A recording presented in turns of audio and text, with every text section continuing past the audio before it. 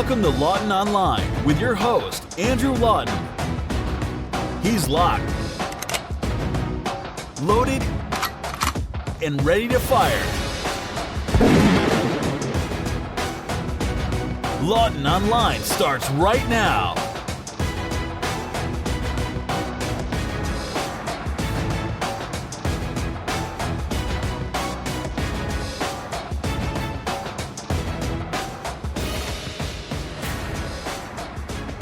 Hello and welcome to Lawton Online here on the Rebel.media. My name's Andrew Lawton. So great to have you tuned into the program today. We have got lots of great stuff coming up on the show. And as you have no doubt read by now, there's going to be a bit of an announcement later on in this program. No, I'm not pregnant or anything like that. I am getting married, but I assure you there's no pregnancy. That would be, well, a different kind of show if we were going to do that and go down that road. There is going to be an announcement, though. It has to do with this program, has to do with the Rebel, and it actually ties in well with a very spectacular guest that I'll have later on in the show. And that is a man who I'm assuming you might be familiar with. I'm hoping so anyway. His name's Ezra Levant, the Rebel commander himself. I can't believe that I've had this show for a whole year now, and I haven't even interviewed the boss once. I haven't sucked up by having the boss on. So that's coming up later on in the show. Ezra Levant will be joining me. And yet, 1 year. This is the 52nd episode of the program. Now, I know if 50, I think, is gold, or 60 is diamond, 1 is paper. I don't know all the numbers. I'm not sure 52 is a specifically designated anniversary. But for a weekly show, 52 weeks, 52 episodes, 1 year of Lawton Online here on the Rebel.media. So I'm so grateful to those of you who have reached out and listened from the start, even those of you who have maybe picked up somewhere along the way. Welcome to you all regardless. We'll be talking about that special announcement later on in the program here. Also going to be talking this show about Omar Khadr. Speaking of announcements, the soon-to-be married Omar Khadr, and we'll have to talk about the absolutely pathetic fawning that the left has done over him and his upcoming nuptials. And, well, I have some thoughts about that I'll share with you because, well, I don't keep my mouth shut on things like that. But I wanted to begin talking about someone who I wish would keep her mouth shut, and thankfully she's going to be out of a job now. If she isn't, by the time you listen to the show, she will be very soon. And that is Senator Céline Hervieux-Payette. Now, she is a Liberal senator who, thank goodness, will be retiring this week because she'll be turning 75, and senators for their 75th birthday get a boot out the door, which is, in a lot of them, and for a lot of them anyway, something that they so desperately need, or at least we as Canadians desperately need them. But she's not going out quietly. She's not going out in a classy, quiet, farewell way. She is going out and making a big stink on the way about what has been one of her pet projects during much of her time in the Canadian Senate, and that is trying to disarm Canadians. Trying to disarm law-abiding Canadians like, for example, I am, because she doesn't like guns. She's afraid of them. She is scared of them. She doesn't like them. They make her uncomfortable. She doesn't even like law enforcement having guns, by the way. We'll talk about that later on. She has introduced a private member's bill in the Senate, which she has tried to do before, but never with this much detail and never with this much research, which suggests she may have been getting help from some other stakeholders here.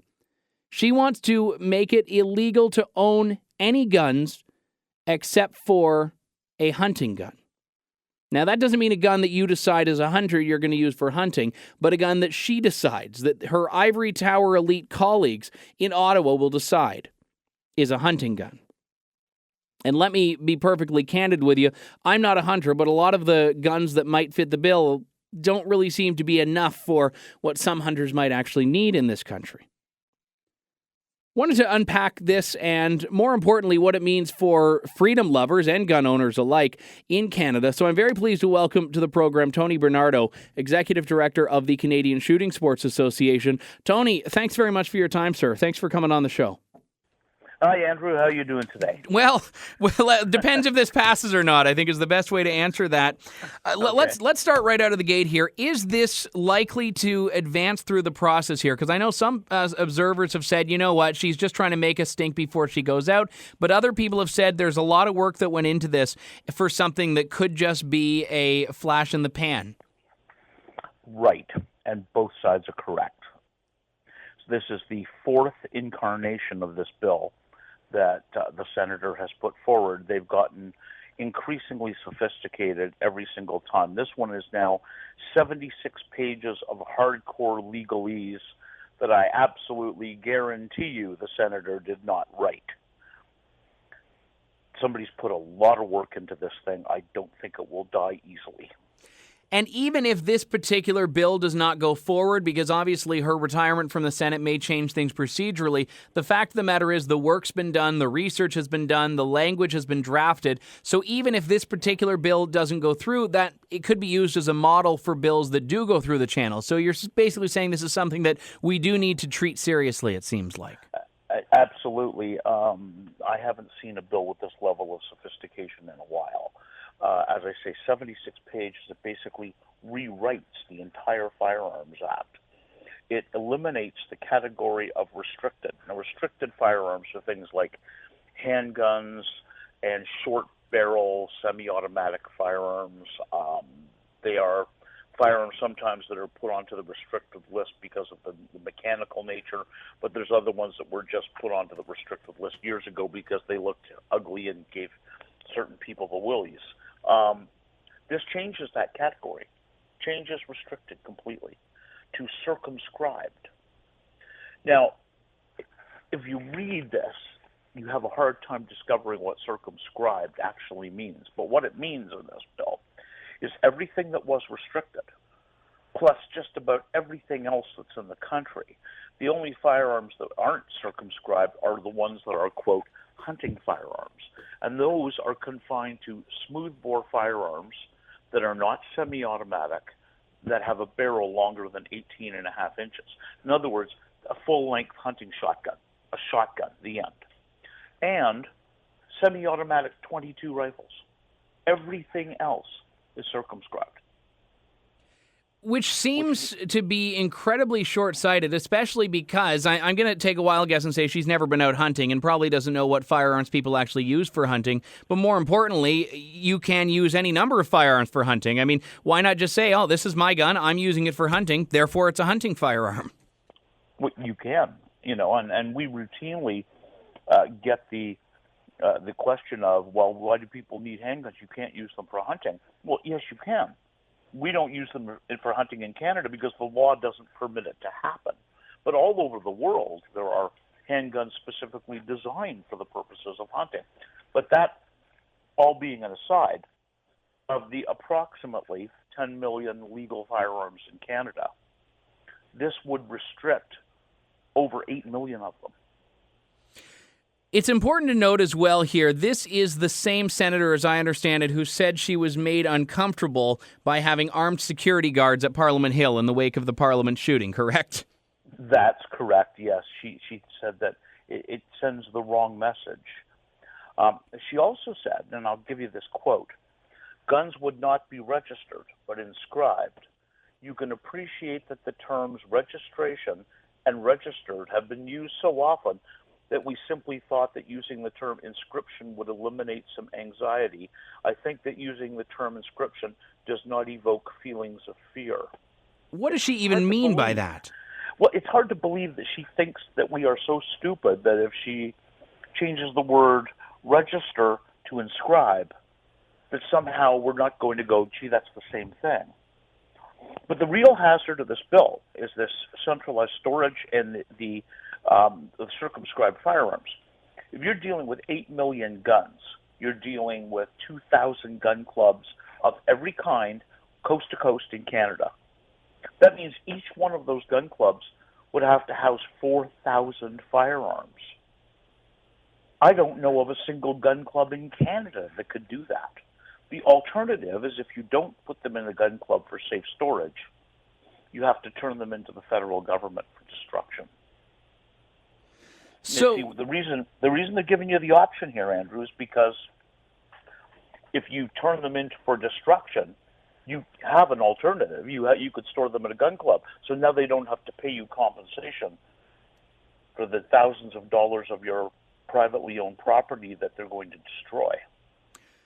When we look at the motivation behind this, I mean, she seems to be responding to a problem that just doesn't exist in this country. I mean, you mentioned a moment ago 10 million legally owned firearms in Canada. We don't know, obviously, accurate numbers as to how many illegal firearms there are.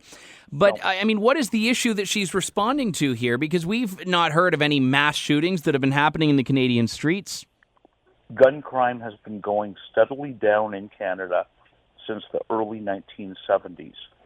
Even when the gun registry was eliminated, it continued its drop. Proportionally, it didn't change a bit. It's a steady decline in gun crime in Canada, and it even continued after the gun registry was eliminated. The gun registry made no difference to anything, but of course that's what we said for decades. Yeah. Yeah. I wanted to ask then a little bit about this motivation that we were talking about earlier, because she says, hunting rifle or hunting firearm rather. And this is something we've heard a lot of the gun control advocates say in the past. Well, I have no issue with people who own a gun for hunting. And this distinction has always bothered me because I've never hunted in my life. I am a firearms owner and I like target shooting. Some people like collecting. Other people have whatever other reason that works for them for why they want to own it.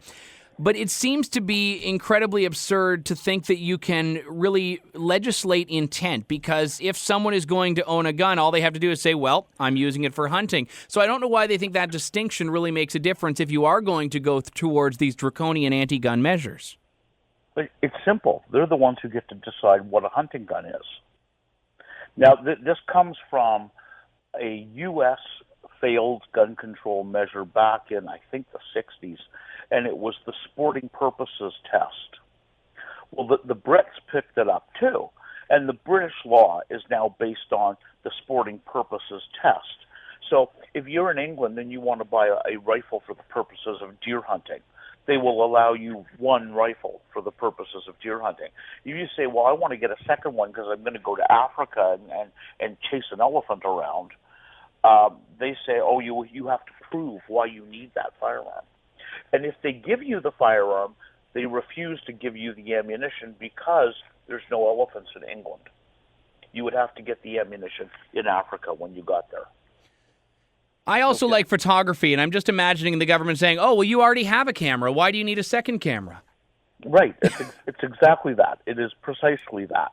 You already have a motorcycle. Why do you need two?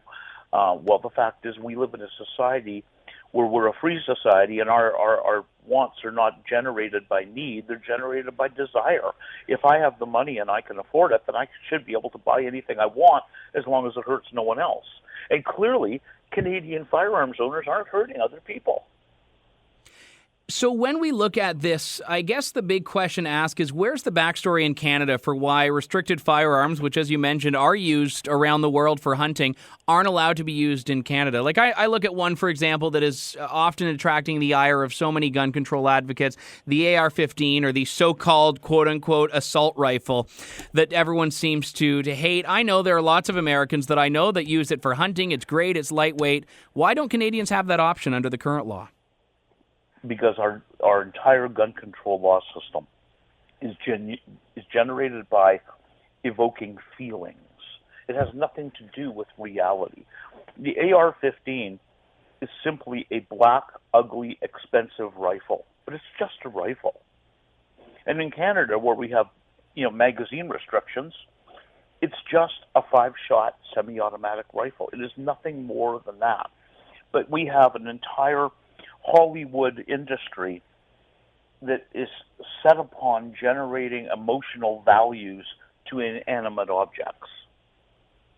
And you notice it whenever, like in the movie, when the bad guy reaches for his gun and the music changes and it's now scary and ominous.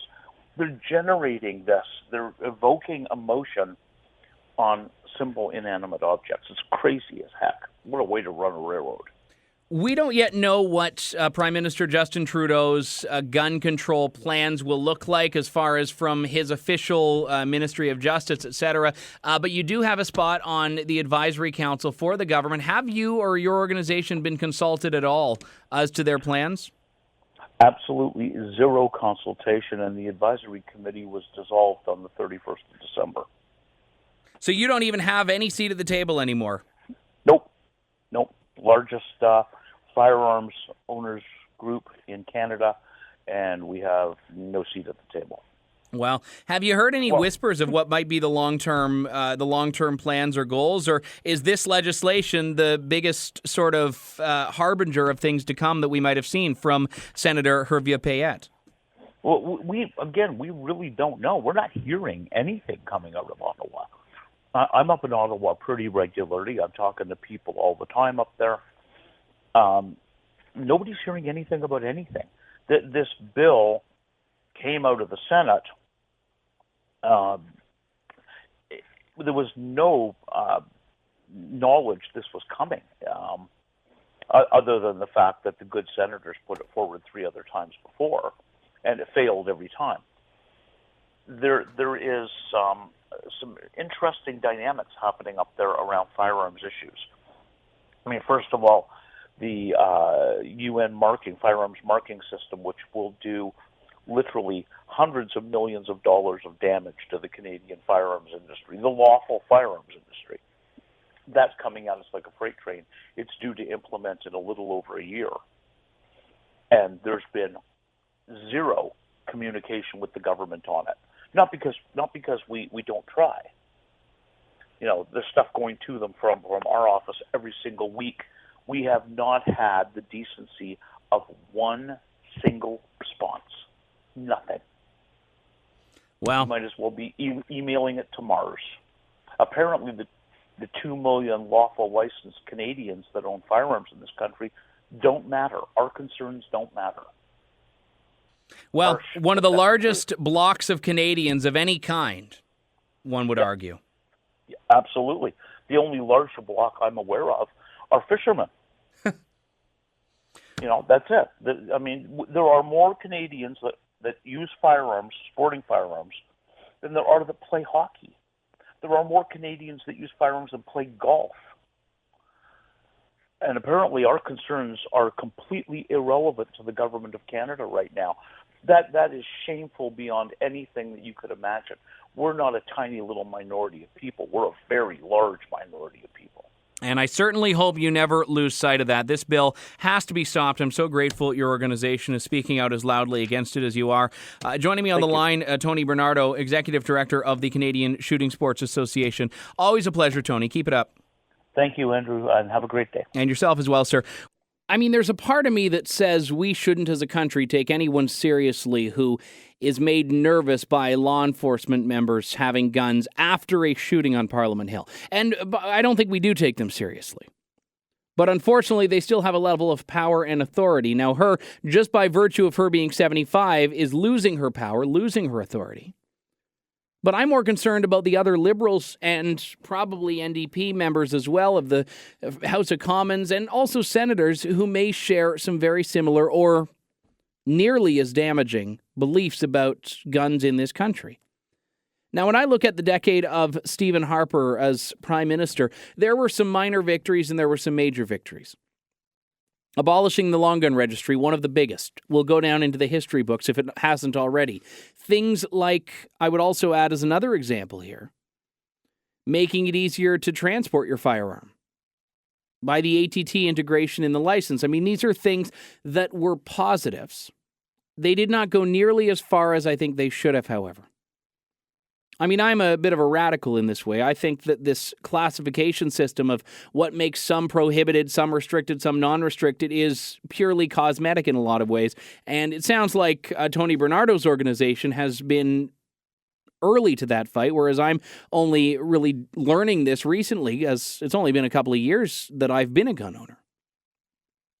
But I'm looking at this, and if there were a government that were going to do absolutely nothing on guns, I would not be that upset. Because you know what? The status quo is working. It's not perfect. It's not great, but it's working. I'm far more concerned about people that are going to roll back some of the minor victories and certainly the major victories that we have had. And Justin Trudeau is that guy. Justin Trudeau doesn't respect gun owners. He doesn't respect us as a voting bloc. He doesn't respect us as individuals. In fact, they're more focused on saying, oh, we don't need guns. It won't be long until Justin Trudeau has one of his own little hot mic moments like Barack Obama had several years ago, accusing people of just bitterly clinging to their guns. He's from the High River School of Politics, where the first opportunity you get, you've got to grab the people's guns because, well, who needs them, right?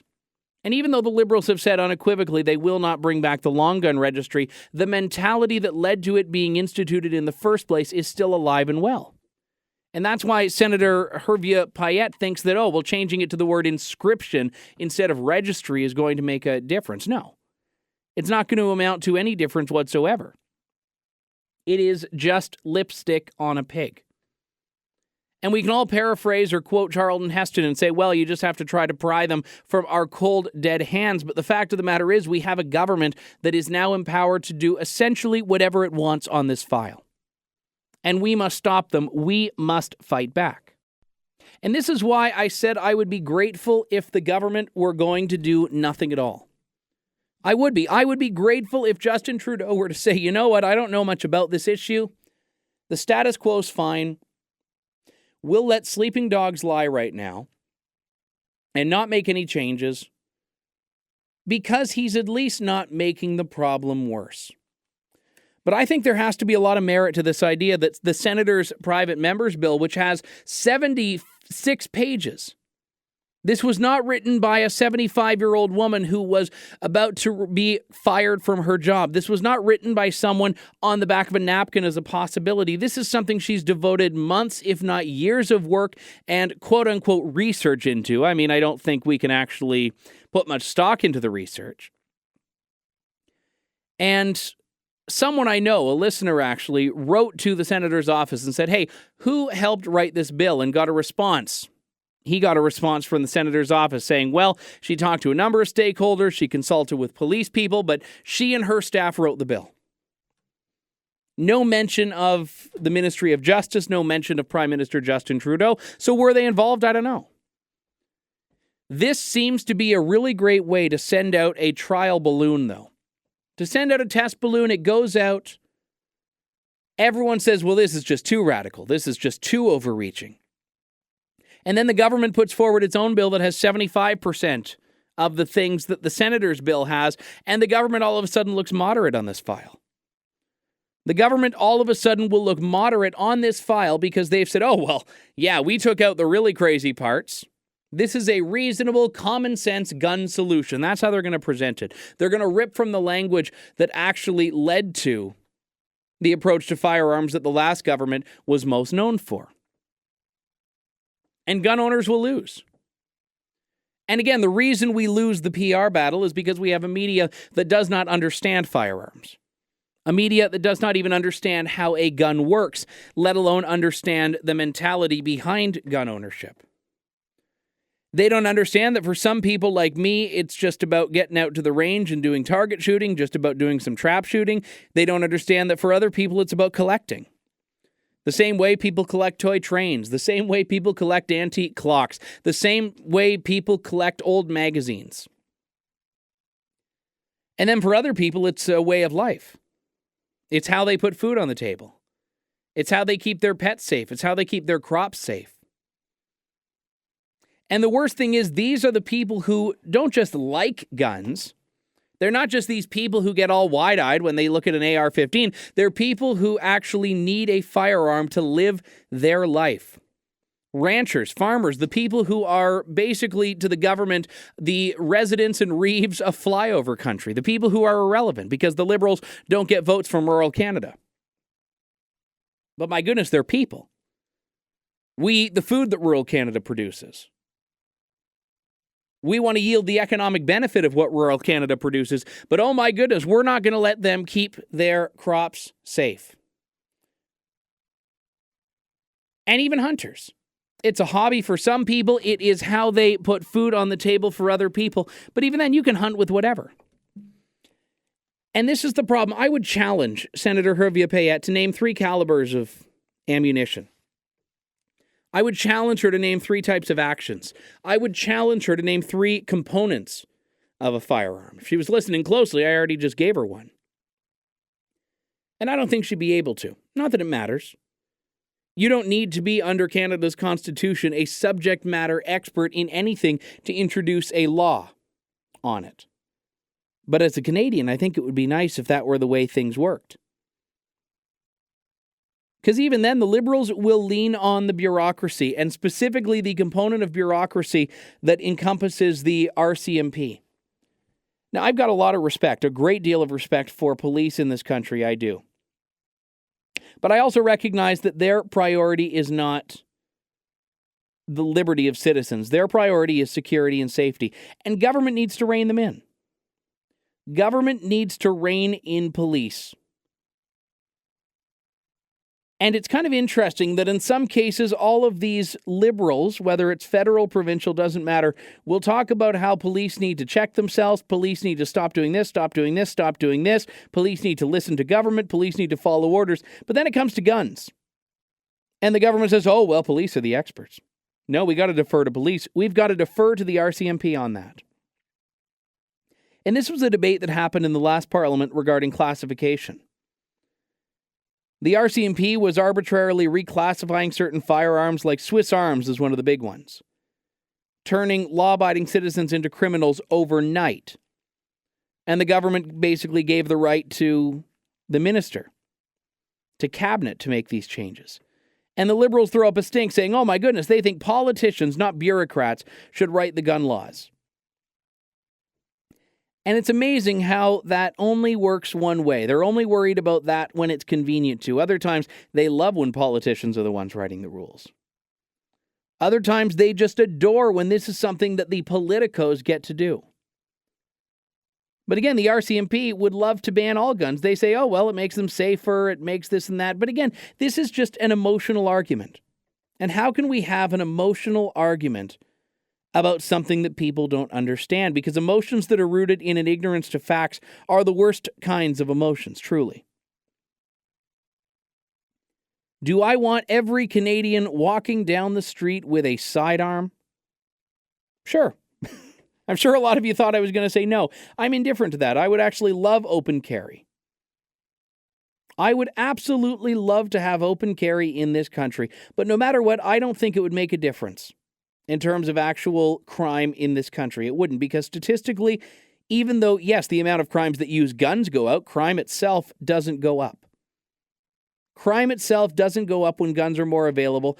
It gives people the right to protect themselves, to protect their family, but more importantly, the opposite. Gun control, increased gun control, more restrictions, more regulation, curbs freedom. And if we start going down this road of trying to be the arbiters of wants and needs and telling people, oh, well, you don't get to have that because you don't need it.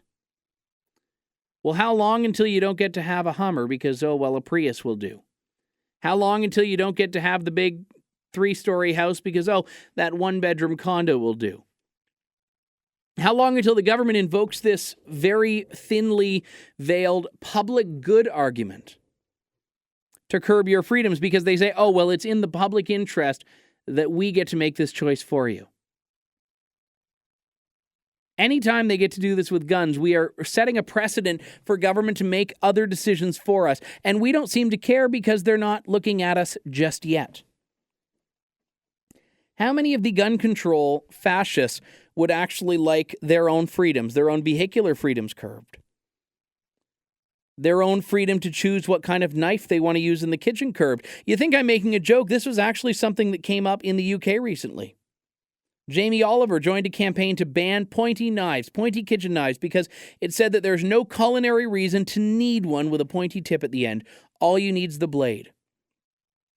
And then we have some parts of the UK where police forces are actually trying to get people to turn in their knives because they say they've had too many issues with stabbings now. Because, of course, if you can't get a gun, well, it doesn't mean that you're not going to hurt people. It just means you're going to instead use something else to do it.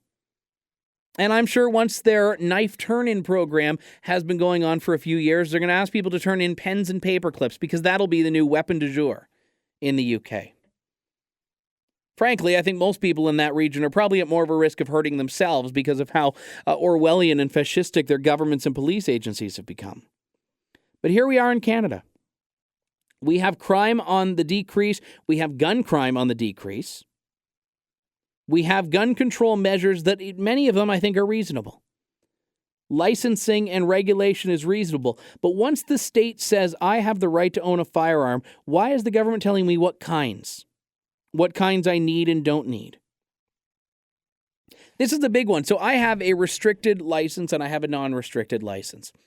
And restricted license, for those of you unfamiliar with the classifications, means that I can have handguns or I can have certain types of rifles that are actually restricted. But one of the interesting things is that the government wants to know why. They've given me a license, but they want to know why. Why do I want the restricteds? And I said target shooting. You can't say self-defense.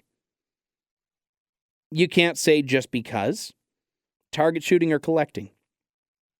Those are the only two acceptable answers. And that's fine, because for me, target shooting is why I wanted it. I haven't bought any restricted guns yet.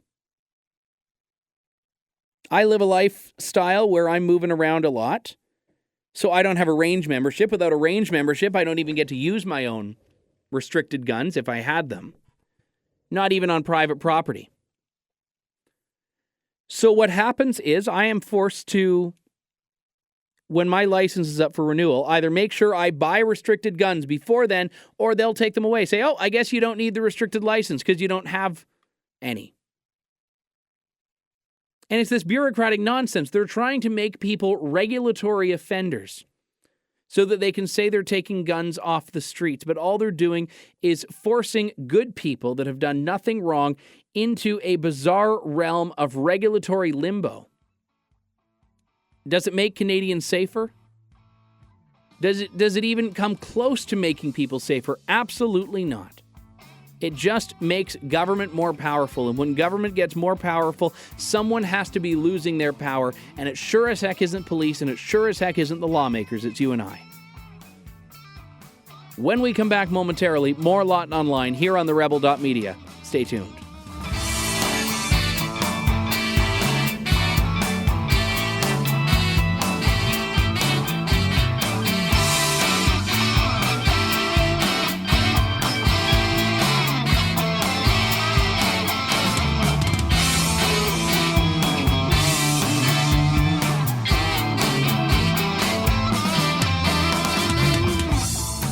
He's unapologetic, unwavering, and unafraid to take on the left's sacred cows. He's Andrew Lawton, and you're listening to Lawton Online on the Rebel.media. We are back here on Lawton Online on the Rebel.media. If you don't actually know, I'm getting married later this year. Now, why she agreed to marry me, I don't know, but I love her very much. I can't wait to spend the rest of my life with her. As anyone who's married, I hope, shares the thoughts about their own respective significant others. But there was actually another wedding-related story that came to my attention this week that I wanted to spend some time on, and that is that Omar Khadr, convicted terrorist and murderer Omar Khadr, who killed U.S. Army medic Christopher Speer in a firefight, is getting married to a human rights activist.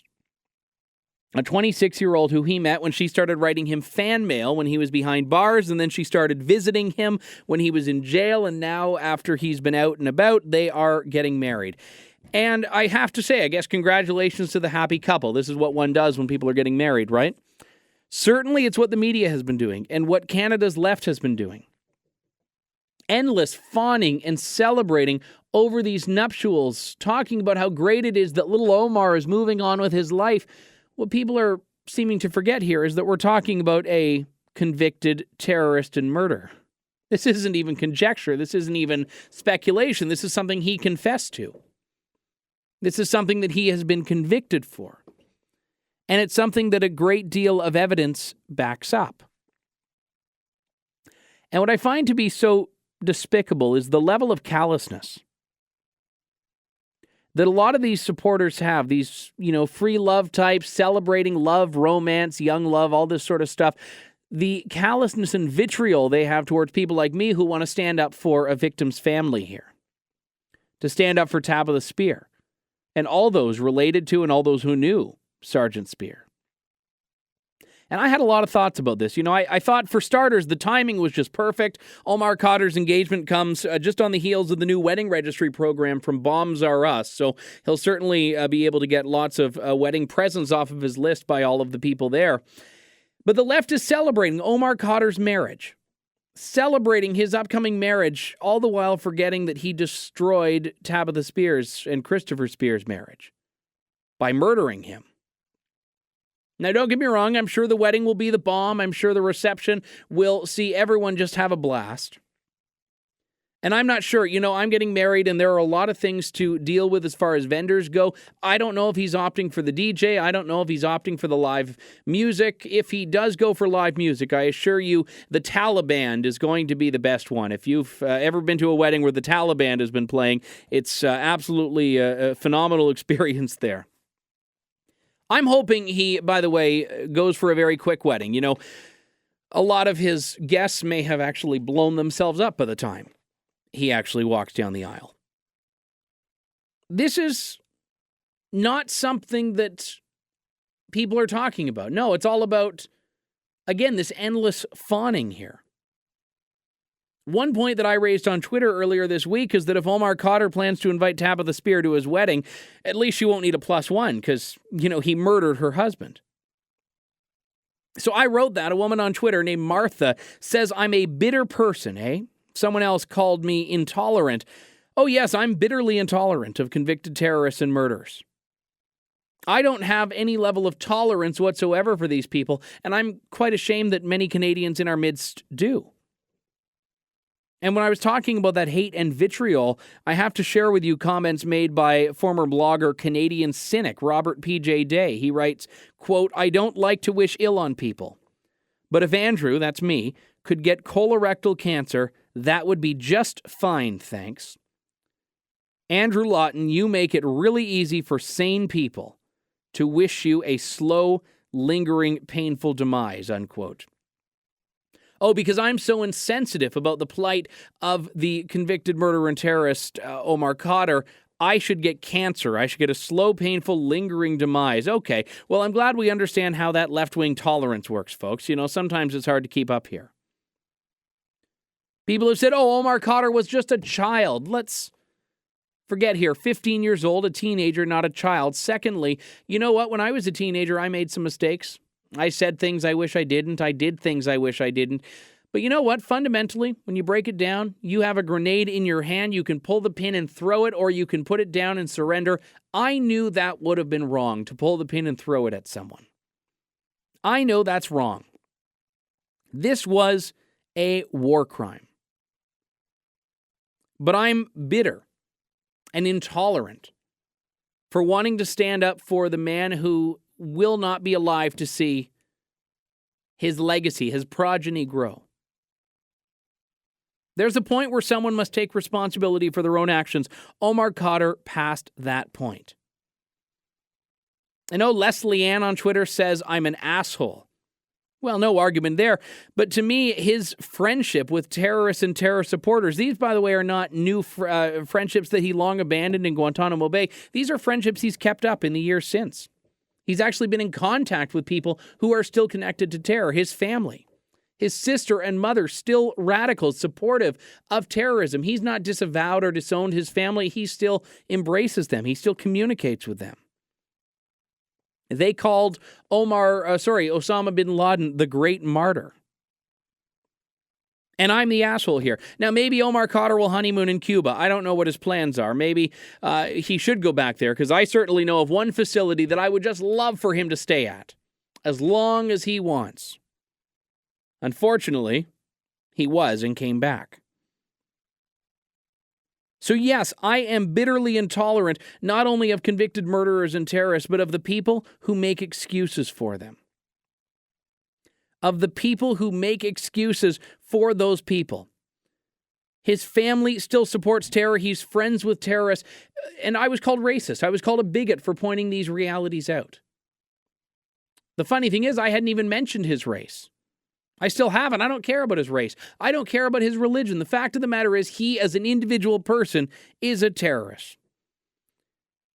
And, I know firsthand as someone who's getting married, one of the most expensive things is the number of people. Every time you add a person, that drives the cost up. I'm actually envious of him because, half his wedding guests are on the no-fly list, so they probably won't come. You won't have to pay for them to get a meal there. But I look at this and I see the type of people that are, I'm pretty sure, going to buy him whatever he wants. Heck, maybe Peter Mansbridge, because apparently he officiates weddings now for Liberals. Maybe Peter Mansbridge will be the one to officiate the Omar Khadr wedding. I feel like this is the closest thing Canada is ever going to have to the royal wedding that Prince William and Kate Middleton had a few years ago. I remember the Canadians were staying up until the wee hours of the morning. They were watching the procession. They were watching it. It was in the church, the cathedral. It was beautiful music. It was something that had millions of people viewing from around the world. That'll be Omar Khadr's wedding in Canada. I'm sure CBC is going to have the live exclusive documentary. It's going to be about Guantanamo's child becoming Canada's husband. That's going to be how they frame it. And you know what? That might actually be the tagline. I just thought of that right now. Knowing how CBC refers to him, that will likely be how this unfolds. And we're just supposed to watch.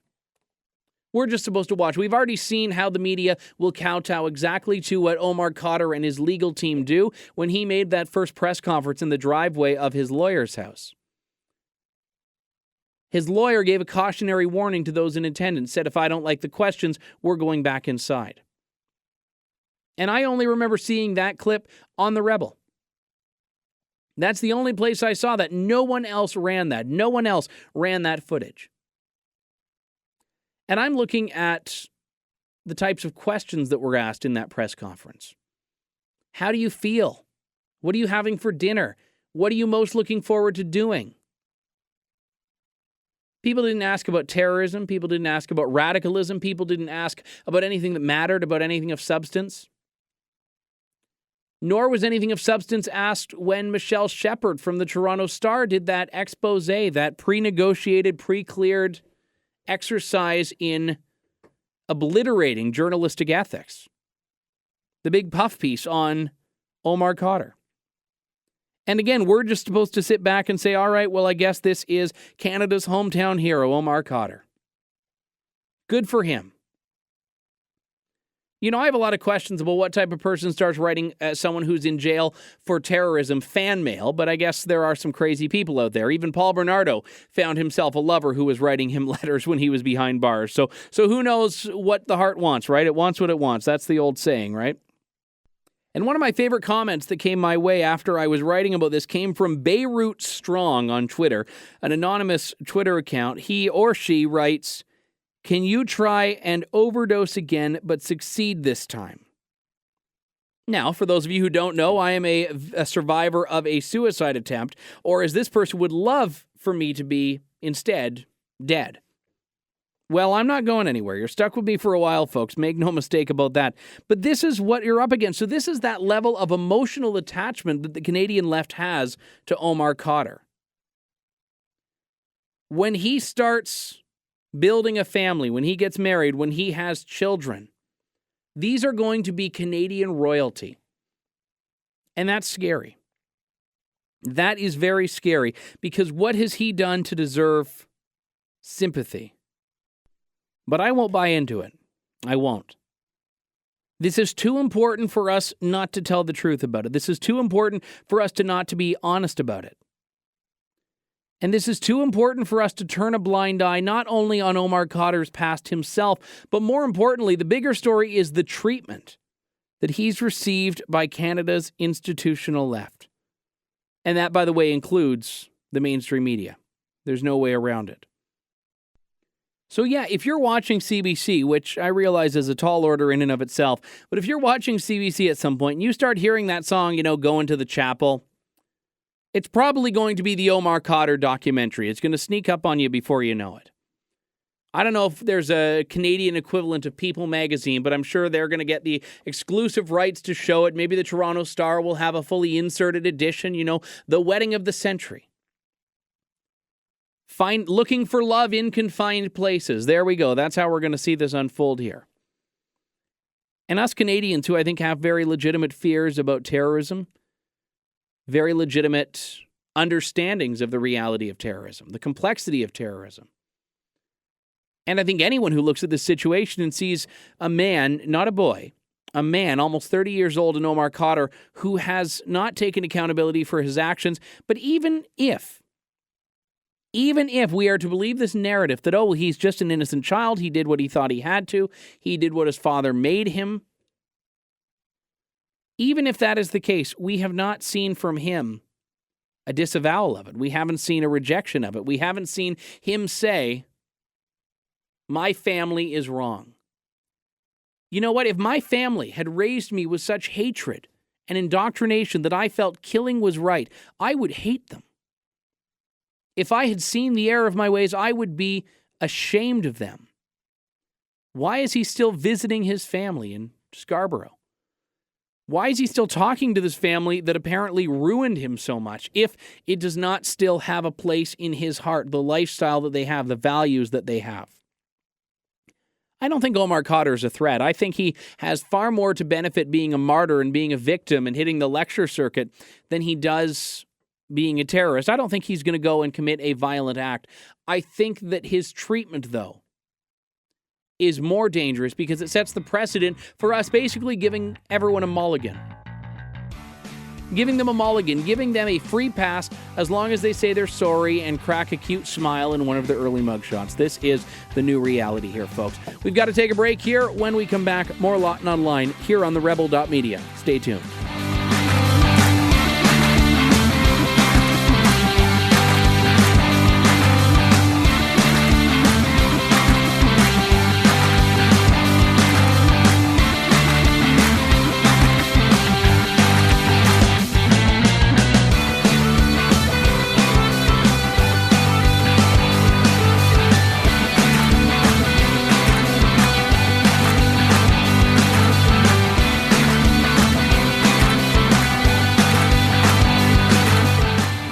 Listening to Lawton Online with your host, Andrew Lawton, exclusively on the Rebel.media.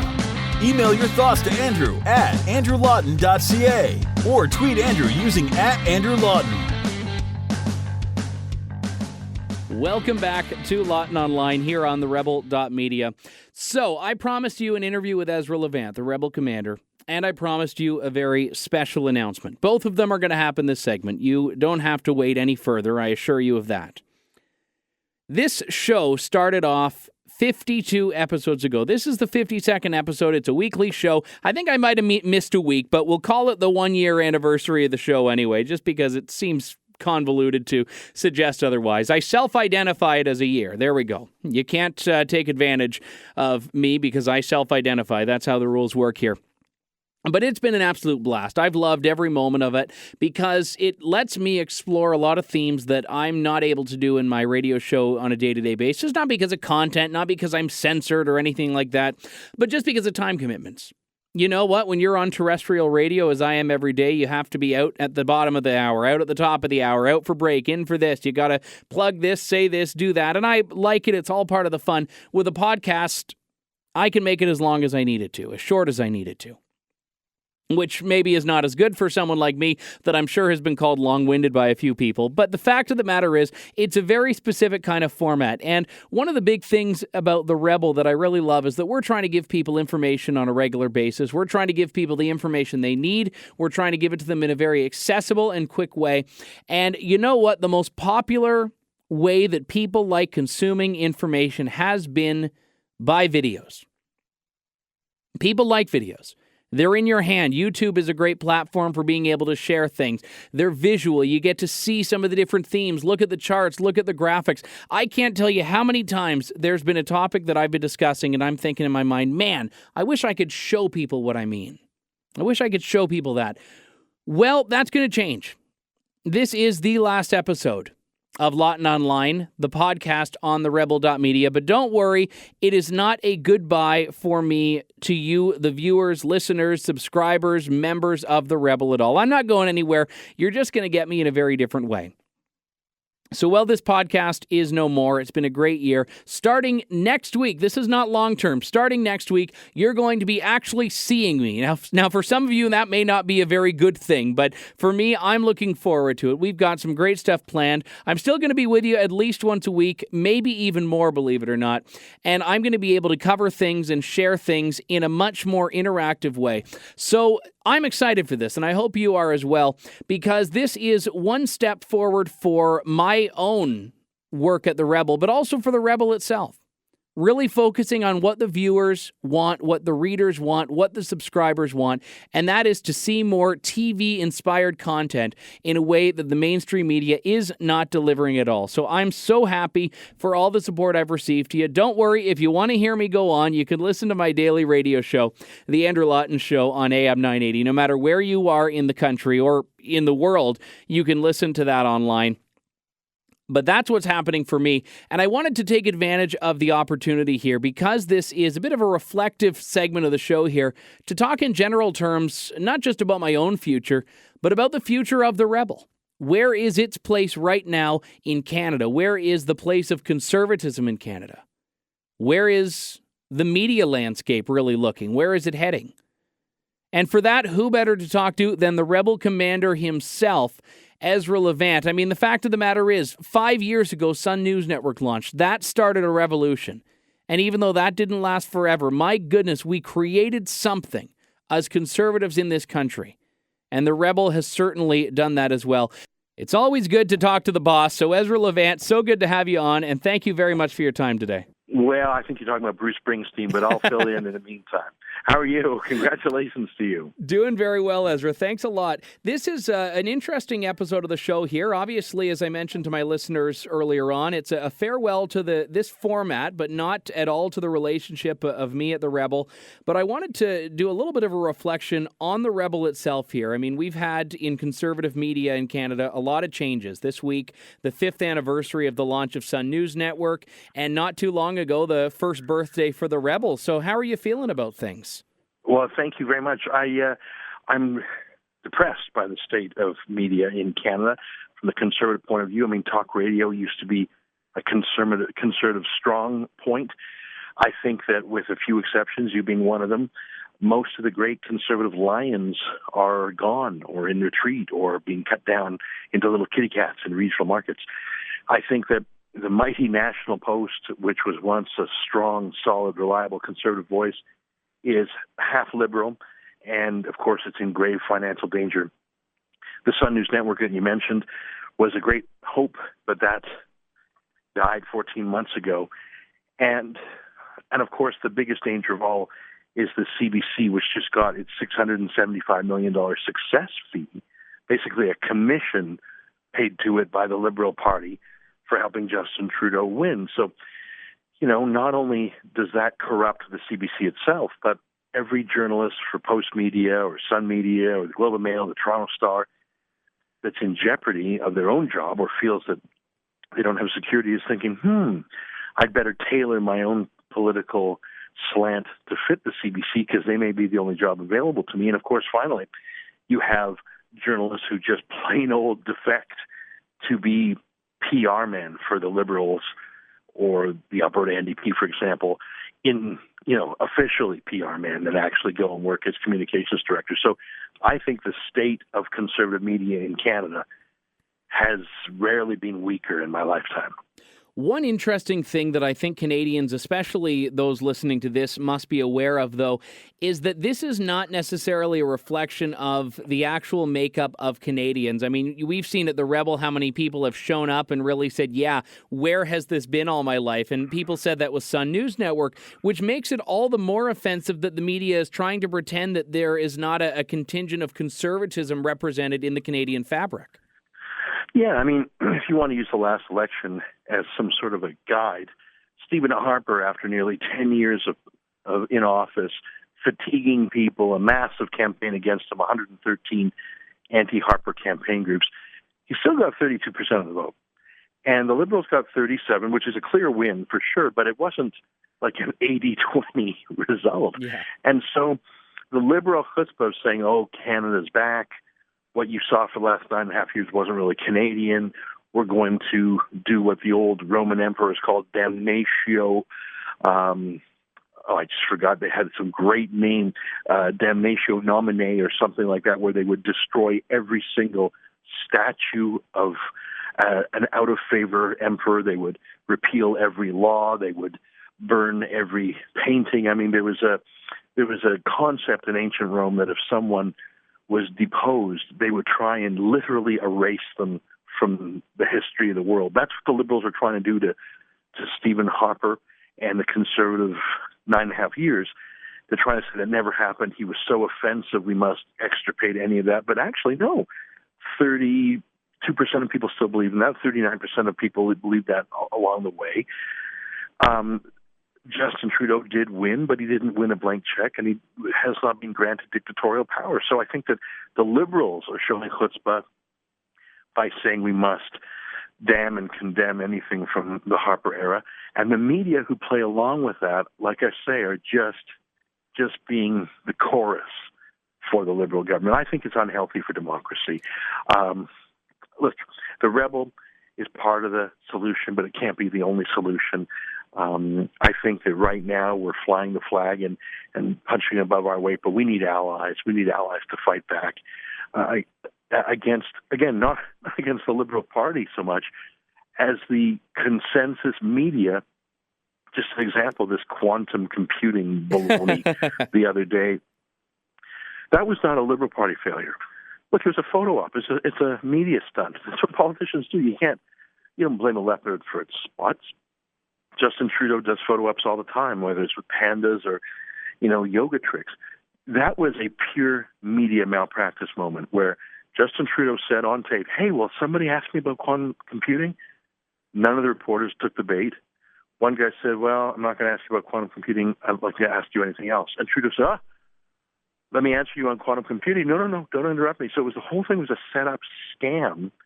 Everyone saw it, but the media was so delighted to go with it. That was not a Liberal Party failure. That was a media party failure. That's what makes me mad. I'm not mad that Justin Trudeau's a Liberal. I'm mad that the media are liberal.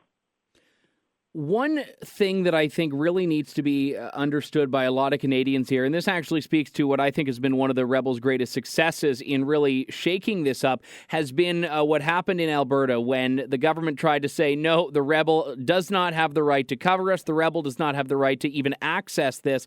And I will say it seemed like a lot of the media actually stood up for that idea of journalistic freedom there. Yeah, that is true. And it was actually a little bit surprising because I spent, as you just heard, a lot of my time criticizing what I call the media party, the mainstream media. But Rachel Notley was so egregious and so fascistic in her ban and so much gall to put it in writing. Rachel Notley had a Department of Justice lawyer writing on Alberta Justice Stationery, send us a letter saying that no one with the Rebel or even, quote, connected to us was allowed to attend on government property for any press conferences for the rest of all recorded time. It was so outrageous and outlandish that even the Toronto Star and the CBC had to say, whoa, that's too far. But you know what? There was a little pocket in the media that wasn't so mad about this, and it was the Alberta Press Gallery themselves. And lordy, look at what happened there. Just in the last 2 weeks, Miriam Ibrahim, who wrote for the Edmonton Journal and was on the Press Gallery board, and who had started to negotiate with the Notley government about bringing in some sort of credentialing to keep out, people she didn't like. Look at what happened. She just got hired by the Alberta Union of Provincial Employees, basically the shock troops of the NDP government out there. So that's what I'm talking about. You have journalists covering the NDP, covering Justin Trudeau, and then the very next moment they go and switch sides. And so my point is Miriam Ibrahim of the Edmonton Journal, who did not stand up for our journalistic freedoms, how long had she been negotiating with the big unions in Alberta her new job with them? How long had she been tailoring her coverage of us and the government and all things political while she was doing a deal with them? How long did she keep her editors in suspense and keep this a secret from them? This is the kind of corruption that worries me. It's a different kind of corruption than political, financial corruption. It's the moral corruption of our media that we need to be independent. I'll tell you who we respond to, our grassroots supporters. We don't get government grants, and I'm pretty sure no one in this shop is going to go take a job with Justin Trudeau or Rachel Notley or Kathleen Wynne, so you can trust that we call it like we see it. And on that note, I wanted to actually get you to tee up a little bit about what's coming up ahead. I mean, when we look at the launch of The Rebel over a year ago, we have you in your living room with a camera, and now you've got full-length TV shows, you've gone to a bigger studio, you've got guests from all around the world, you've got hosts from all across North America. What's next? Well, thanks for asking. I mean, we would love you to take a larger role. You've got a great style, you're on brand, you have a good nose for news, so I'm hoping you'll do more with us. We have, as you say, those TV-style shows. We're looking to have 2 and then eventually 3 hours a night. So really building a whole new primetime lineup that would be like a TV channel. And that's behind the membership paywall. So we have that new $8 a month premium membership for people who just love us. But we're also going to supplement our regular YouTube reportage, which of course is free and always will remain free. So we got a lot of growth coming. I mean, we've had a great 14 months. We started with 8 people, as you say, in my living room. Now we've got 15. We've got 125,000 subscribers on YouTube, for example. I mean, we're just growing every day. And I think that that's partly because of the work we're doing, but partly because of how blank, how empty the field is for skeptical, contrarian, independent journalists. There are so few, you can count them on one hand's fingers. Well, I am so grateful to be a part of it and looking forward to all that's coming up. Ezra Levant, the Rebel Commander, joining me on the line. Thanks so much, Ezra. Thanks, Andrew. Take care.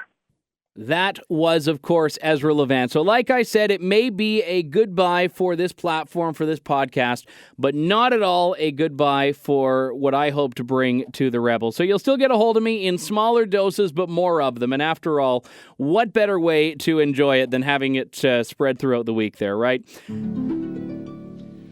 I'm so glad we had this time together, just to have a laugh or sing a song.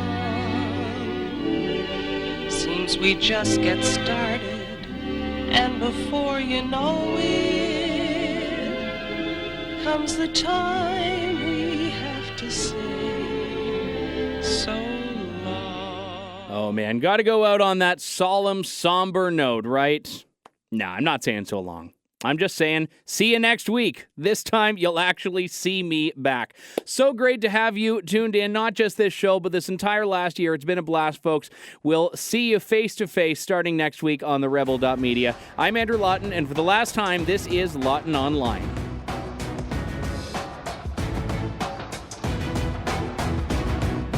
Thanks for tuning in to Lawton Online. Check out the Rebel.media for lots more fearless content and commentary.